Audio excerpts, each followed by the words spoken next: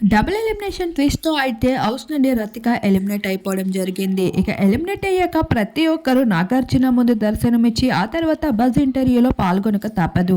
ఇక అక్కడ ఒక్కొక్కరి కోసం అభిప్రాయాల్ని తెలియజేసుకుంటూ ఉంటారు. రతిక ఆల్రెడీ హౌస్‌మేట్స్ మీద అభిప్రాయాలు తెలియజేసుకొని, ఆల్రెడీ గేమ్ చూసి మరోసారి హౌస్ లోపలికి వచ్చిన రతిక అసలు హౌస్‌లో చేస్తున్న విశేషాల కోసం మరింత ఓపెన్ అప్ అయిపోతూ కనిపించేసింది.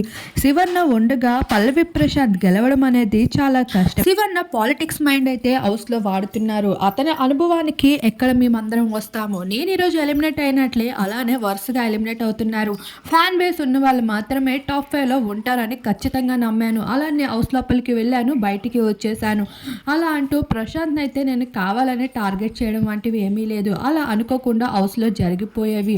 ఏది ఏమైనా లేని బౌండింగ్ మళ్ళీ కలగాలి అంటే చాలా కష్టమే అంటూ పల్లవి ప్రశాంత్ కోసం కాస్త ఎమోషనల్ అవ్విందనే చెప్పుకోవచ్చు రతిక.